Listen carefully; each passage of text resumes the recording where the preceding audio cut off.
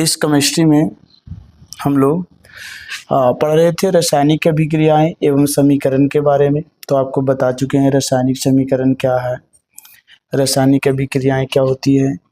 ठीक है, रासायनिक समीकरण को संतुलित कैसे करते हैं हम लोग पढ़ रहे थे। रासायनिक अभिक्रियाओं के प्रकार, जिसमें संयोजन वियोजन के बारे में पढ़ चुके थे, विस्थापन में भी पढ़ लिए थे, एकल विस्थापन और उभय विस्थापन के बारे में। ठीक है, तो आज हम लोग नेक्स्ट टॉपिक पढ़ने वाले हैं, ऑक्सीकरण एवं अवकरण अभिक्रिया। हम लोग यहाँ पर ये समझेंगे कि ये ऑक्सीकरण और अवकरण अभिक्रिया होता क्या है। तो आइए सबसे पहले हम लोग देखते हैं ऑक्सीकरण अभिक्रिया। ठीक है, ऑक्सीकरण अभिक्रिया को हम लोग इंग्लिश में ऑक्सीडेशन रिएक्शन कहते हैं। देखो, ऑक्सीकरण अभिक्रिया का मतलब हो गया, इसका एक नाम और है, इसको हम लोग हिंदी में उपचयन अभिक्रिया के नाम से भी जानते हैं। ऑक्सीकरण अभिक्रिया का दूसरा नाम है उपचयन अभिक्रिया। उपचयन अभिक्रिया का मतलब, देखो इसमें दो चीजें आपको याद रखना। जहाँ भी ऑक्सीकरण अभिक्रिया आता है वहाँ पे हमको मतलब दो चीजें से होता है।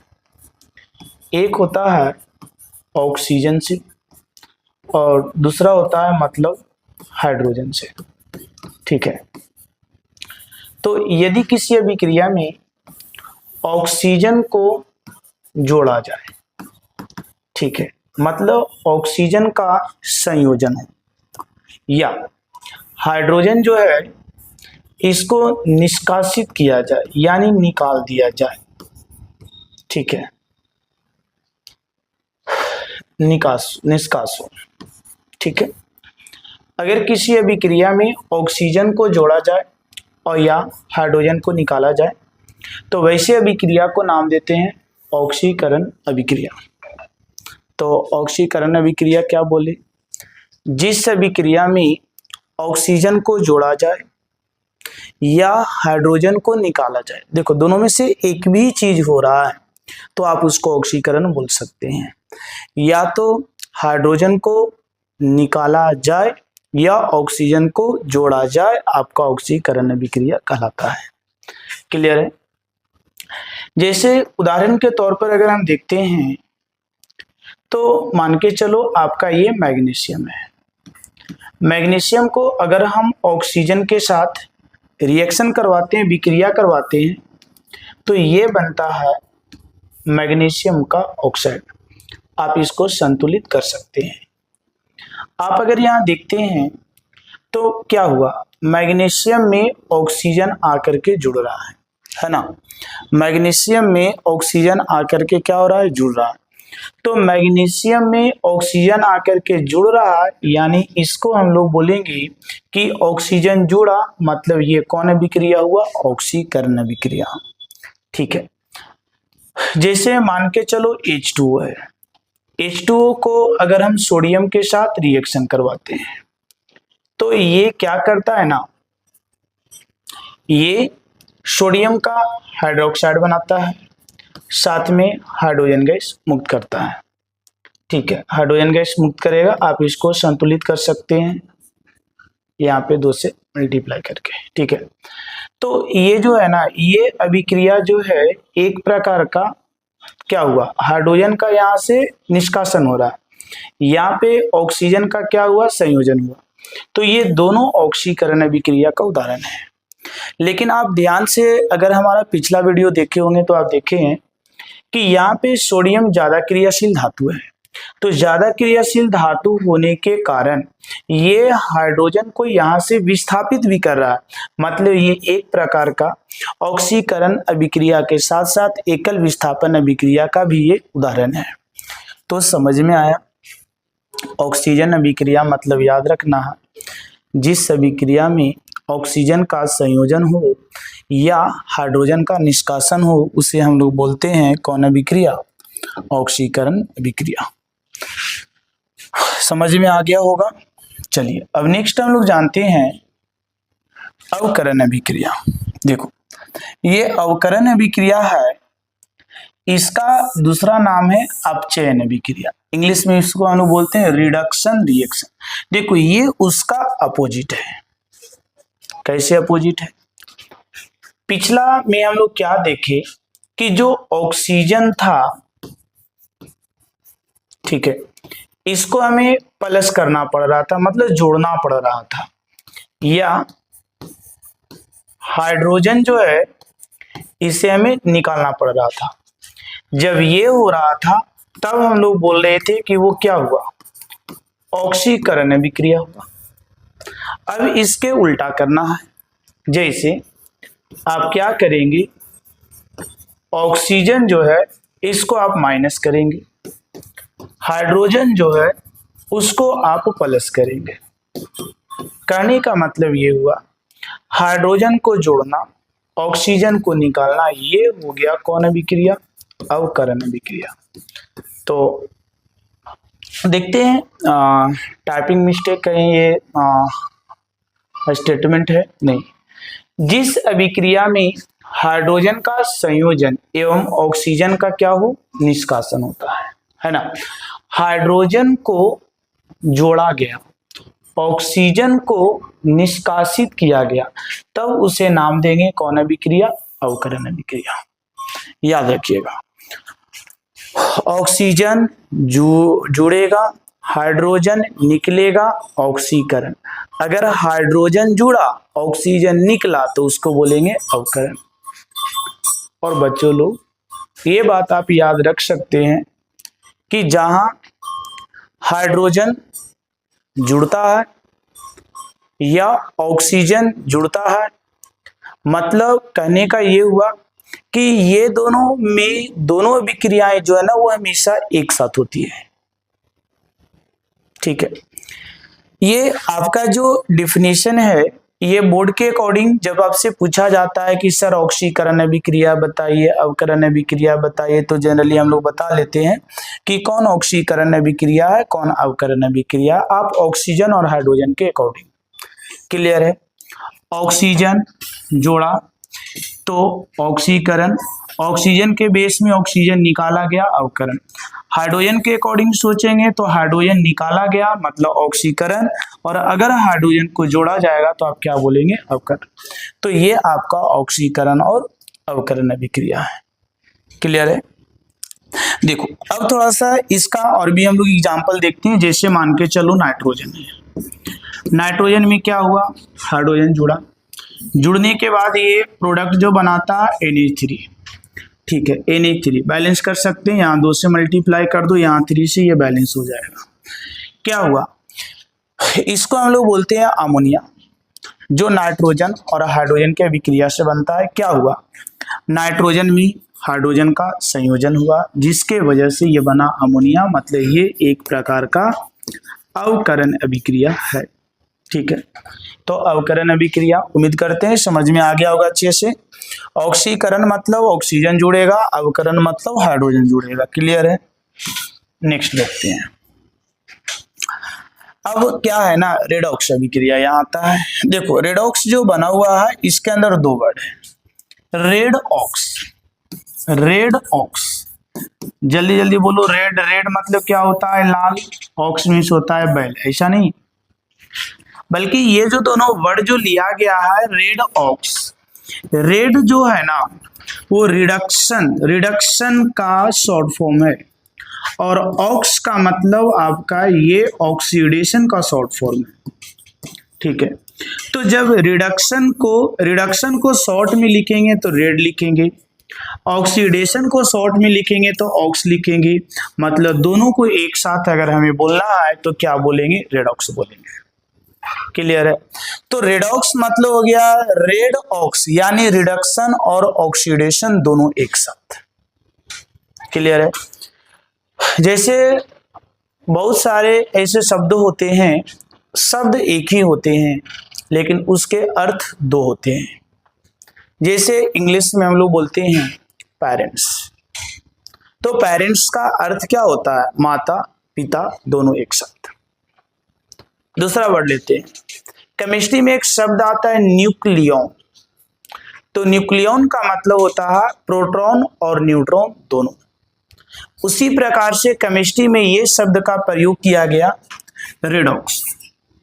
तो रेडॉक्स का मतलब दोनों चीज होता है, मतलब रिडक्शन और ऑक्सीडेशन दोनों। और ये ऐसी अभिक्रिया है ना कि अगर बाय द वे कहीं ऑक्सीडेशन हो रहा है तो रिडक्शन भी हो जाता है, ठीक है। इसलिए इसको हम लोग कहते हैं कि ये दोनों रिएक्शन जो है ना वो लगभग हमेशा साथ साथ चलती है और दोनों को एक साथ हम लोग रेडॉक्स अभिक्रिया के नाम से जानते हैं। याद रखिएगा, ऑक्सीकरण और अवकरण दोनों एक साथ चलती है और दोनों को एक साथ हम लोग नाम की बात करते हैं तो उसको नाम दिया जाता है रेडॉक्स रिएक्शन, ठीक है, रेडॉक्स अभिक्रिया। जैसे आपसे अगर एग्जाम में पूछता है क्या होता है रेडॉक्स अभिक्रिया, तो आपका जवाब होगा ऑक्सीकरण अभिक्रिया एवं अवकरण अभिक्रिया दोनों को एक साथ हम लोग रेडॉक्स अभिक्रिया के नाम से जानते हैं। क्योंकि ये दोनों अभिक्रियाएं जो है वो हमेशा साथ साथ चलती है। क्लियर है? चलो अब आगे हम लोग बात करते हैं। देखो आगे आपका आता है प्रकाश रासायनिक अभिक्रिया।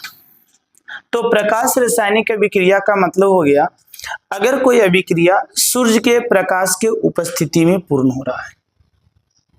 जैसे आप लोग ने देखा होगा प्रकाश संश्लेषण। प्रकाश संश्लेषण बिना सूर्य के प्रकाश के क्या संभव है? बिल्कुल नहीं। तो प्रकाश संश्लेषण अभिक्रिया सूर्य के प्रकाश के उपस्थिति में ही संभव है। अतः प्रकाश संश्लेषण अभिक्रिया एक प्रकार का प्रकाश रासायनिक अभिक्रिया के नाम से जाना जाता है। इसके अलावा भी बहुत सारे और भी अभिक्रियाएं होती है जो बिना सूर्य के प्रकाश के संभव ही नहीं है, ठीक है। तो जो अभिक्रिया विदाउट सूर्य के प्रकाश के न हो यानी सूर्य के प्रकाश के उपस्थिति में ही पूर्ण होता है, वैसे अभिक्रिया को हम लोग नाम देते हैं प्रकाश रासायनिक अभिक्रिया, फोटोकेमिकल रिएक्शन। समझ में आया? नेक्स्ट देखते हैं। नेक्स्ट जो आपका अभिक्रिया जो है वैद्युत अपघटन अभिक्रिया। देखो वैद्युत अपघटन का मतलब हो गया अगर किसी पदार्थ से विद्युत धारा का प्रवाह होने पर वह पदार्थ अपने अवयवों में अपघटित हो जाए। इसको आइए डिटेल समझते हैं। देखो एक यहाँ पे एक छोटा सा आपको हम एग्जाम्पल दिए हैं, एग्जाम्पल लिखा हुआ है वैद्युत अपघटन अभिक्रिया में कि यहाँ पे NaCl का क्या करवाया गया, वैद्युत अपघटन। देखो आपको कई सारी चीजें यहाँ पे याद रखना है। अगर किसी पदार्थ से विद्युत धारा का प्रवाह करवाया जाए और वह पदार्थ अपने अवयवों में परिवर्तित हो जाए तब उसे बोलेंगे वैद्युत अपघटन अभिक्रिया। समझते हैं? अगर किसी पदार्थ के द्रवित अवस्था से विद्युत का प्रवाहित होता है तो वैसे पदार्थ के लिए याद रखना उसे हम लोग बोलते हैं वैद्युत अपघट्य। क्या बोलेंगे? वैद्युत अपघट्य, जिसको हम लोग इंग्लिश में बोलते हैं इलेक्ट्रोलाइट, वैद्युत अपघट्य। तो जिस पदार्थ से भी विद्युत धारा का प्रवाह हो और यदि वो पदार्थ द्रवित अवस्था में हो तो वैसे पदार्थ को हम लोग नाम देते हैं वैद्युत अपघट्य। समझ में आ रहा? तो नेक्स्ट समझते हैं। जैसे यहाँ पे अगर NaCl आप यूज कर रहे हैं और अगर ये ठोस अवस्था में होता है तो इससे विद्युत का प्रवाह नहीं होता है, इसलिए यहाँ पे हम लोग क्या किए, NaCl के साथ लगा हुआ Aq। Aq का मतलब होता है ये एक्वस, और एक्वस को हिंदी में हम लोग बोलते हैं जलीय विलयन। तो जब सोडियम क्लोराइड के हम लोग जलीय विलयन लेंगे और इसको से हम लोग विद्युत धारा का प्रवाह करवाएंगे। क्या करवाएंगे बच्चों? विद्युत धारा का प्रवाह। जैसे आपका NaCl है, एक्वस रहेगा, इसको से हम लोग विद्युत धारा का प्रवाह करवाएंगे, विद्युत प्रवाह करवाएंगे। तो ऐसा नहीं है कि इसके द्रवित अवस्था से आप में ले जा करके वायर का जो दोनों फेज होता है उसको आप डाल करके करंट फ्लो करवा देंगे, हो जाएगा, ऐसा बिल्कुल नहीं। वैद्युत अपघटन भी करवाने का जो प्रक्रिया होता है ना, वो एक सिस्टमैटिक ढंग होता है। कैसे होता है, आइए थोड़ा डिटेल जानते हैं। मान लेते हैं एक ये कुचालक कोई कंटेनर बर्तन का यूज किया है, ठीक है। ये बर्तन पूरी तरह से क्या होता है, कुचालक होता है। अब इसके अंदर हम लोग दो प्रकार के छड़ का प्रयोग करते हैं। एक छड़ थोड़ा सा अधिक मोटाई वाला होता है, ठीक है। एक छड़ की मोटाई कुछ अधिक होती है, और जिस छड़ का मोटाई अधिक होता है इस छड़ को हम लोग पॉजिटिव बोलते हैं, और जो थोड़ा पतला होता है ये छड़ आपका निगेटिव होता है। तो जो पॉजिटिव होता है इस छड़ को हम लोग नाम देते हैं एनोड, और जो यहाँ निगेटिव होता है इस छड़ को नाम देते हैं क्या, कैथोड। और ये जनरली जो है ना एनोड कैथोड है वो अलग अलग मटेरियल का यूज किया जा सकता है, अलग अलग सिचुएशन पर वो डिपेंड करता है, बट जनरली हम लोग कोशिश करते हैं कि यहाँ पे एनोड और कैथोड जो होता है ना वो ग्रेफाइट का यूज करते हैं, है ना। या ग्रेफाइट की जगह पे मेटालिक इलेक्ट्रोड भी हो सकता है, धातु का भी इलेक्ट्रोड बना हुआ हो सकता है। तो जैसे ही एनोड और कैथोड का यूज किए उसके बाद इसको ले जा करके हम कोई बैटरी के पॉजिटिव एंड और नेगेटिव एंड के साथ यहाँ से इसको कनेक्ट कर देते हैं। हम लोग यहाँ पे एक स्विच लगा देते हैं, है ना। यहाँ पे क्या किए, स्विच लगा दिए, यहाँ से हम लोग वोल्टेज दिए। जब इसको से करंट का फ्लो होने लगेगा ना, विद्युत का प्रवाह होने लगेगा, कब, जब इसके अंदर सोडियम क्लोराइड के जलीय विलयन को हम लोग डालेंगे तब। जब ये सोडियम क्लोराइड के जलीय विलयन को डालेंगे तो सोडियम आपका प्लस हो जाता है और क्लोरीन जो है वो क्या हो जाएगा, माइनस हो, ठीक है। आपका सोडियम जो है यहाँ पे अपघटित हो जाएगा, सोडियम क्लोराइड का जलीय विलयन, सोडियम प्लस हो जाएगा और क्लोरीन क्या हो जाएगा, माइनस। अब देख रहे हैं कि सोडियम पर चार्ज कैसा है, प्लस, प्लस है तो ये जाकर के कहाँ जमा होगा, माइनस पर, और ये चार्ज कैसा है, माइनस, तो माइनस जाकर के जमा होगा कहाँ, प्लस पर। तो कह सकते हैं कि जब हम लोग यहाँ NaCl का वैद्युत अपघटन करवाए तो पहले आपको क्या मिला, Na+ मिला, दूसरा आपको क्या मिला, Cl- मिला। ये प्लस जो है ना, प्लस वाला हिस्सा चला गया कहाँ पे, तो ये चला गया बाबू कैथोड पर, और ये जो माइनस वाला हिस्सा है ना ये कहाँ चला गया, तो ये चला गया एनोड पर। समझ में आया, प्लस वाला हिस्सा कैथोड पर, माइनस वाला हिस्सा चला गया एनोड पर। और एनोड और कैथोड पर जा करके जैसे सोडियम अगर एनोड पर जाता है तो ये इलेक्ट्रॉन को ग्रहण कर लेता है, और इलेक्ट्रॉन को ग्रहण करके ये बदल जाता है क्या चीज में, सोडियम। तो बच्चों लोग हम लोग यहाँ बोलेंगे कि जब सोडियम क्लोराइड का हम लोग वैद्युत अपघटन करवाते हैं तो कैथोड पर सोडियम धातु जमा होता है और एनोड पर क्लोरीन गैस जमा होता है। क्लियर है। तो ये अभिक्रिया में सोडियम और क्लोरीन को अलग करने के लिए हम लोग विद्युत धारा का प्रयोग किए, अतः ये एक प्रकार के वैद्युत अपघटन अभिक्रिया हुआ जिसको हम लोग इलेक्ट्रोकेमिकल रिएक्शन के नाम से जानते हैं। उम्मीद करते होंगे आपको अच्छे से समझ में आया होगा। यहाँ पे वैद्युत अपघटन किसका करवाया गया, सोडियम क्लोराइड के जलीय विलयन का। तो इस पदार्थ को हम लोग नाम देते हैं वैद्युत अपघट्य। क्या नाम देंगे, वैद्युत अपघट्य। समझ में आया, आगे चलते हैं। चलो आगे हम लोग पढ़ते हैं दहन अभिक्रिया। देखो दहन में क्या होता है ना, दहन में क्या होता है, दहन का मतलब ही होता है जलना। तो जब कोई भी पदार्थ को हम लोग जलाते हैं तो उसको से एटलीस्ट दो चीजों का उत्सर्जन होता है। अगर जल रहा है तो दो चीजें निकलेंगे, पहला आपका प्रकाश उत्सर्जित होता है, दूसरा आपका उष्मा उत्सर्जित होता है। जब किसी पदार्थ को जलाया जाता है तो उससे दो चीज एटलीस्ट उत्सर्जित होता है। पहला जो उत्सर्जित होता है वो प्रकाश होता है, दूसरा चीज जो उत्सर्जित होता है उसको हम लोग क्या बोलते हैं, उष्मा। तो दहन है क्या, तो दहन का मतलब ये है कि जब कोई पदार्थ को ऑक्सीजन के उपस्थिति में या ऑक्सीजन के जगह पे अन्य कोई पोषक तत्व भी हो सकता है जो दहन अभिक्रिया करवाने में सक्षम हो।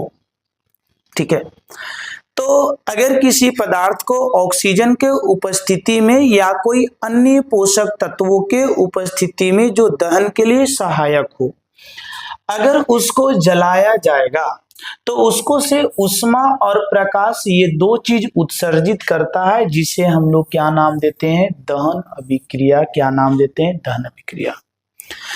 अगर दहन अभिक्रिया की बात करते हैं, दहन के लिए पोषक तत्व की बात करते हैं, दहन के लिए आवश्यक पोषक तत्व नहीं बल्कि आवश्यक यहाँ शर्त होंगे।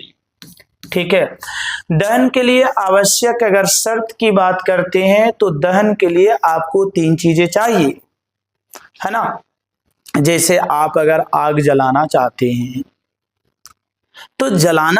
हैं तो जो जलाएंगे वो पदार्थ तो होना चाहिए ना, और जो पदार्थ जलने वाला होता है वैसे पदार्थ को हम लोग नाम देते हैं ज्वलनशील पदार्थ।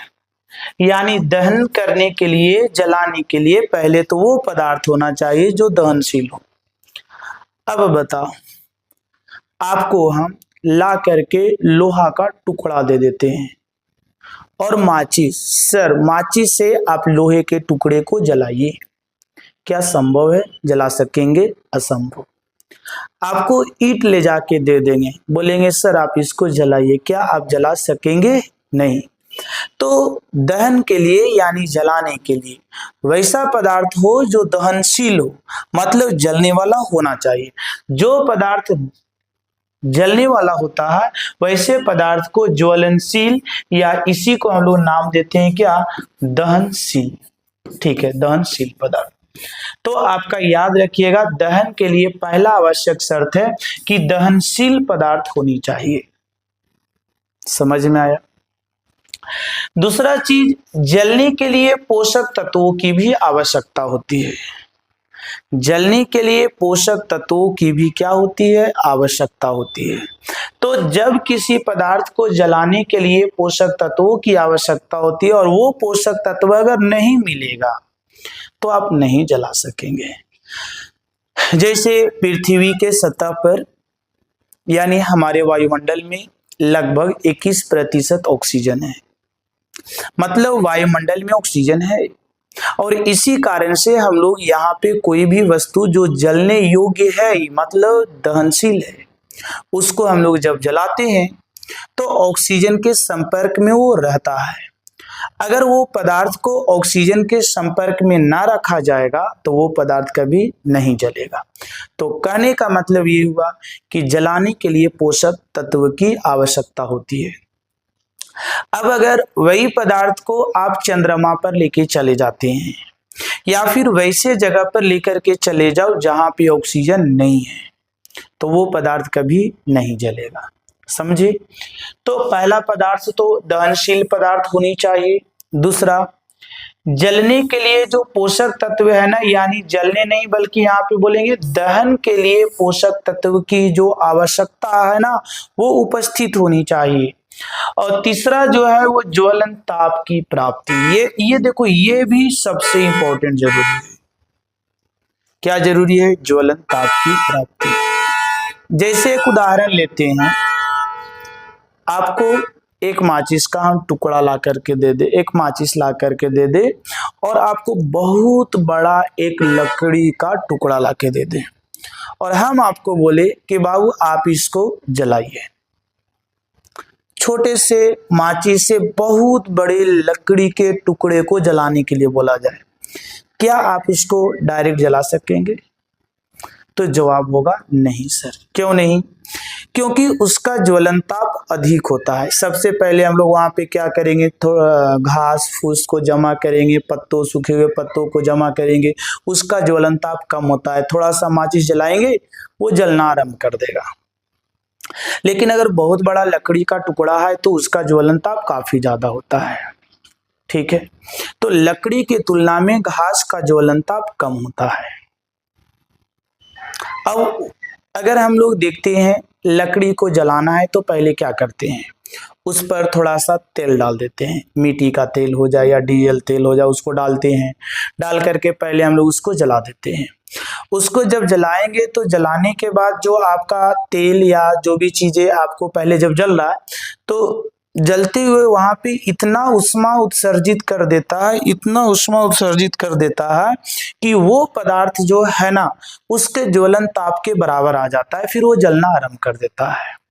अगर हम लोग अपने घर में जो गैस होता है, जो एलपीजी से हम लोग जो खाना बनाते हैं ना, उस गैस की अगर बात करते हैं तो उसका ज्वलन ताप इतना कम होता है कि जो हम लोग घर में जो लाइटर का प्रयोग करते हैं उसके छोटे से चिंगारी से वो जल उठता है। समझ में आया? तो कहने का मतलब ये हुआ कि ये पदार्थों का जो ज्वलन ताप है ना, ज्वलनशील जो दहनशील पदार्थ है उसका ज्वलन ताप भी होना अति आवश्यक है। अगर आपको ज्वलन ताप मिल गया तो उस पदार्थ का दहन संभव है, और अगर ज्वलन ताप आप नहीं प्राप्त कर सकेंगी तो पदार्थों का आप दहन नहीं करवा सकते हैं। तो समझ में आया? ये दहन अभिक्रिया का मतलब हो गया कि जब कोई पदार्थ को जलाएंगे तो ऊष्मा और प्रकाश दो चीज एटलीस्ट उत्सर्जित होनी चाहिए, दहन अभिक्रिया बोलेंगे। दहन के लिए तीन आवश्यक शर्त होते हैं। पहला शर्त जो है वो आपका होता है दहनशील पदार्थ होनी चाहिए। दूसरा, दहन के लिए पोषक तत्वों की आवश्यकता होती है। तीसरा, दहन के लिए जो ज्वलन ताप होती है, मतलब जहां पे कोई पदार्थ जलना आरंभ करता है वो ज्वलन ताप भी अति आवश्यक है। समझ में आया? तो आज हम आपको बताए ऑक्सीकरण अभिक्रिया, अवकरण अभिक्रिया, रेडॉक्स अभिक्रिया, दहन अभिक्रिया। आज हमने आपको 4 अभिक्रियाओं के बारे में बताया है। ठीक है, कुछ इसका हम लोग उदाहरण भी देखें तो नेक्स्ट जब हम लोग पढ़ेंगे तो इन सारे अभिक्रियाओं का उपयोग हम लोग कहाँ कहाँ कैसे कैसे करते हैं, उन सारे चीजों के बारे में हम विस्तार पूर्वक चर्चा करेंगे। उम्मीद करते होंगे कि आप लोग को बहुत अच्छे से ये समझ में आया होगा। कैसा लगा आज का क्लास कमेंट बॉक्स में जरूर शेयर करें। Thank you.